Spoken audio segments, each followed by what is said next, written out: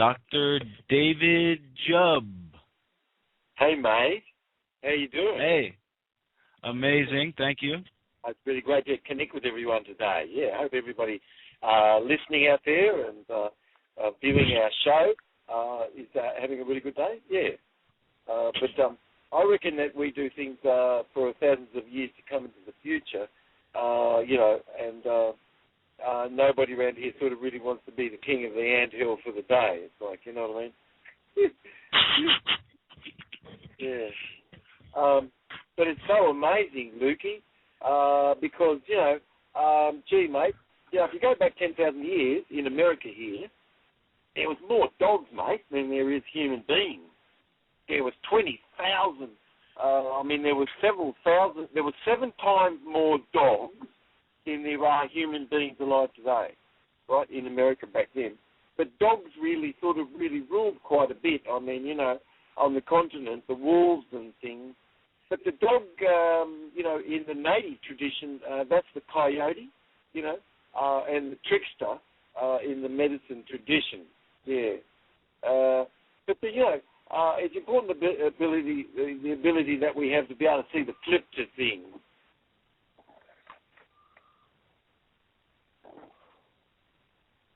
Are you there, mate? You said the clips of things? How's the sound? Is it okay? Yeah, it's great. The one word I missed. I'm doing what I can to keep the sound right. But I've got a lawnmower noise outside. So that's happening from me. Hopefully, if you're listening to the show, you're not thinking somebody's mowing the lawn where you are there. But I've got a lot of things going on around me, and noise and things. So we have to include all of this as it's going on. But I was just saying that the coyote, is symbolic of the ability to see the flip to things. The flip. Yeah. Coyote sort of really was a trickster and really brought a lot to create harmony through playfulness and this sort of thing, Yeah. But anyway, the dog clan, they ruled, and people, if you remember looking at pictures, they could have had dogs' heads and stuff back then, They made symbolicness of this because it's sort of like thinking outside the box. Intelligence is the ability that we have to go beyond prefixed set patterns of response to survive, So this is what intelligence is, But the dog clan really ruled part of the Atlantean colony, as we've been talking about here, and the Atlanteans, they were looked at more being expressed by the bird clan, and the natives talk about them more as the bird clan, and of course, they had bird emblems, and feathers and this sort of thing, and then, there's quite a bit of influence, of course, is occurring because of this copper that's being picked up here, in North America. And, of course, initially that was brought in sort of float stone and then eventually mined sort of metals and things, as is evidenced up there in Lake Superior. But it was being handed over for tens of thousands of tons, of soapstone. And that soapstone, was very valuable to the natives because, they could make vessels and extremely important sort of containers for food and food preparation. Yeah, so, people could be really sort of refining the things they're doing on food and food intake and that sort of thing, which sort of brings us together a lot to talk about food and life. But anyway, amongst the longest-lived Indians happen to be the Adirondack Indians, and they lived a long time, and they, all the skeletons show they still have their teeth in their head, mate, by the age of 20. Whereas the corn and the bean eaters certainly didn't have any teeth in their head. They were toothless, pretty much by 20. But anyway, that's another story. But the Adirondack Indians, they were strict vegetarians, mate. Oh my God, and they really knew how to survive in the cold, mate. But anyway, Cloud Tutul, she told me that the Confederation really was a beautiful federation and a real democracy in this time, and that it was really functioning and guaranteed flow of goods and services, and this was really equivalent to people's creativity. But of course today, that's another story, But anyway, she said really that, we sort of have a recapitulative evolutionary component of ourselves where the brain stem could sort of short-circuit the frontal cortex.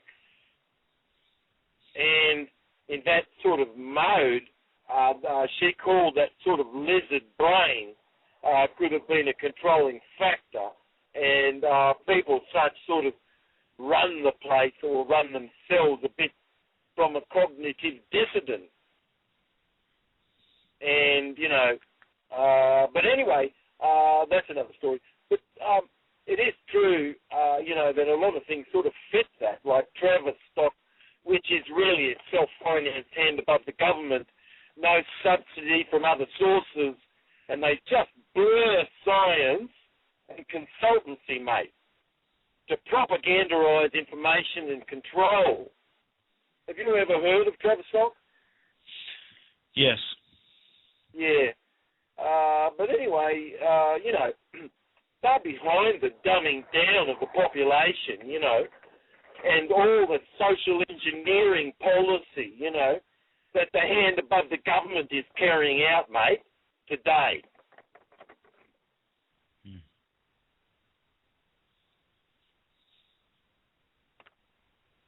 It really was only 1921 that Travis stock was created by the hand above the government's money to study young boys' mental and physical breaking points as soldiers, mate.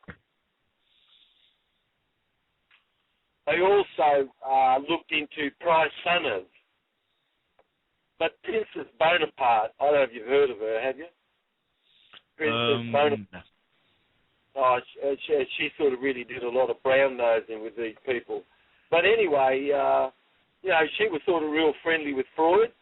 You've heard of him, haven't you, Freud? Yes. But, they offered Freud a bit of a free lunch, mate, after World War I. And, it was a nice, cozy relationship. They sort of manipulated, boys a bit more further down the prey of the path, to create an armed prostitute that would commit legalized sin.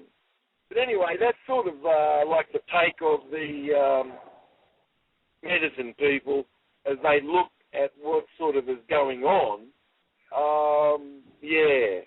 But, because, of course, back then you had the indentured servants, and they were already, their bodies were sold, and they were shipping their monies home, to the families, but, they were keeping a lot of it.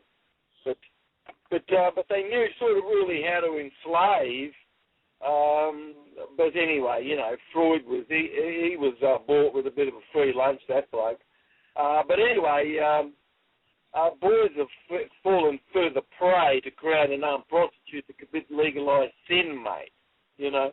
Yeah. Because when you've got sort of a lizard brain, it only can rule by fear, and you need to sort of have a pool of slaves that can commit that legalized sin, see? So you're sort of living in a time of what's served out really is sort of more being served sort of destroy people, honest to God, rather than preserve a person, you know. And so more chemicals on the table, more heavy metals in the air, and dumbed down thank you with the 4 major networks.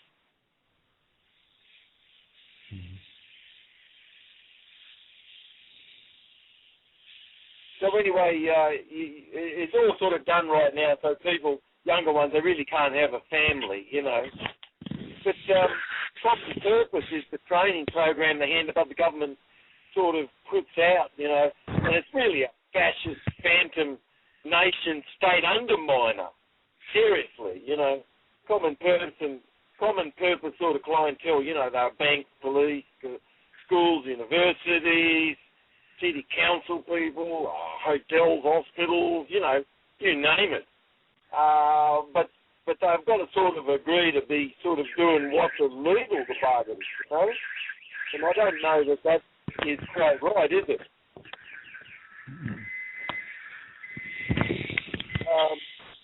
But you've got public sentiment could really be influenced by sort of such private sort of interest. But if, like, for instance, you've only got 440 being put out, you know, and you've only got downscale stuff, you know, taught to the little ones, and monochromatic scale and things, you know, taught in the McDonaldization of educating that's going on. It's a sort of a educatingness, and Yeast sort of loves that. Yeast loves it, and that's the chief undertaker. See? Are you there, mate? Yep. Yeah. Oh, good on you. But anyway, it's amazing because it's really sort of like a form of social engineering, you know. And I personally think that's really wrong, all of that social engineering, you know. They should really leave people alone, you know. But wherever you've got social engineering, then you've got a lot of pain and sufferedness, you know, especially like, you know, people often are not left alone and don't have family, and neither do they have mother and father and this sort of thing, nor do they have any ethne, you know. But it's sort of like a social engineering really is a form of eugenics. And that's just a sanitized sort of forces, isn't it? Sort of infiltrated, you know, camouflage in the plantation sort of thing. And that's the hand above the government's power, sort of really people could tell you if you look, of course, it's sort of shown as going exponentially to be 5 times what's actually being spent on defence. Wow. Well, you know, I think you could really sort of ask, you know, what ideological loyalty is there really to you?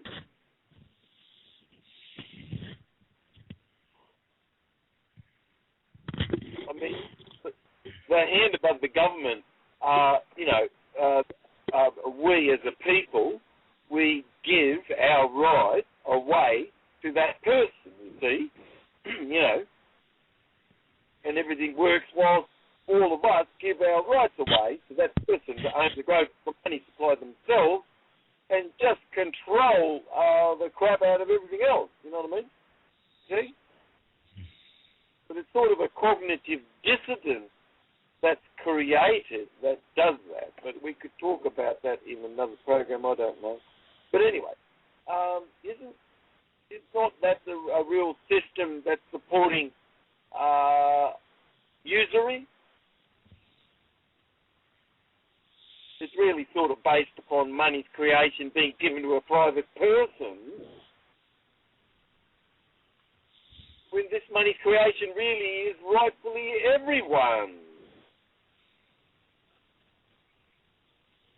But really what happens, you know, to a republic, which is lovely, you know, but if you don't have constitutional money, well, what have you got? You don't have democracy. You've got democracy, really, you know, shamefully. but all contracts of money given to entertainers and judges, just paid by the hand above the government, follow the trail of money, you know. But popular culture is just a plot, don't you think, of conspiratorial body just to target and insert sort of foreign agents just to facilitate social engineering, mate. You know what I mean? So time is equivalent to money. But anyway, that's the sort of what the Toltec take on all of this really is. But, you know, back then I was really very much sort of being reminded of time being equivalent to creativity, where people own the growth of the money supply themselves, as we did in these great chiefdoms in a time gone by, you see. But time being equal to creating, you know, is really an Atlantean tradition. And this seen by Toltec teaching of eye awareness, which at some point we can be talking a bit about this. But the Atlanteans, they really knew a lot about levitation by acoustical wave properties, you know, in moving these acoustical wave properties moving through a medium like stone that can make it sort of jump up and dance. You could see that cream just jumping up out of the cup, and first you could see hands and arms and a head and torso and, you know, legs and feet jumping up out of the cup. That you could see the cream just put to an acoustical medium like a woofer. You could see that all of a sudden the cream that was still just all of a sudden having movement. If you can see that in your mind's eye, can you see it in your mind's eye, mate? Yep. Yes. So a cup just sort of fully coming to life and moving around because it was just before that sort of being still. But it sort of is done through acoustical levitation. The Atlanteans really had a deep, very insight into this.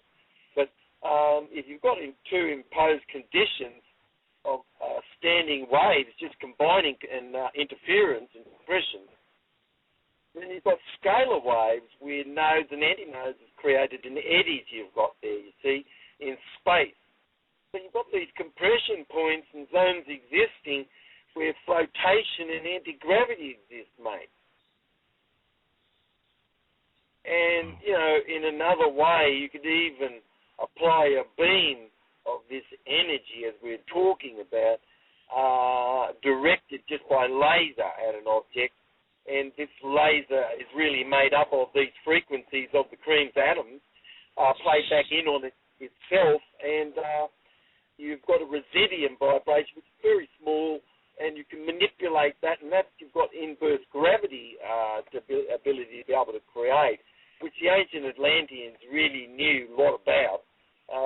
And they moved huge stones by such science, you know, and they really had a deep insight into paramagnetic, diamagnetic energies and these sort of things, which, you know, people are really a bit in the Stone Age, you know, which we're sort of being held to a brain drain at the moment, you know, but that's sort of a bit of another story.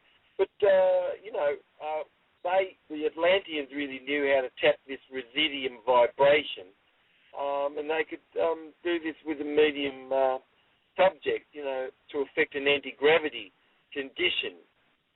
You can have this tune more to 432 hertz rather than 440, sort of respectively, and then this can have its more full overtones, you see, and over the other sort of, which really is only, this which we're talking about represents more than a third more than the natural range that would be available just with 8 overtones with a 440 hertz having been listened to up to this point in what you've selected. So, you know, you should really be tuning more into live music and learning really what live music more is about. But anyway, the Atlanteans really did know a lot about electrogravity and how this opens you up and, you know, opens listening and opens your viewing up much more, and you're getting your plasma being ionized more, so that the energy is being driven downward, and so you're feeling more elevated, mate. But you have like a shaman monk training, which this is, I don't want to give out too much secret training, but this should be interesting to people. But you should, people should really eventually get to be talking a bit more and have a program about anti-gravity.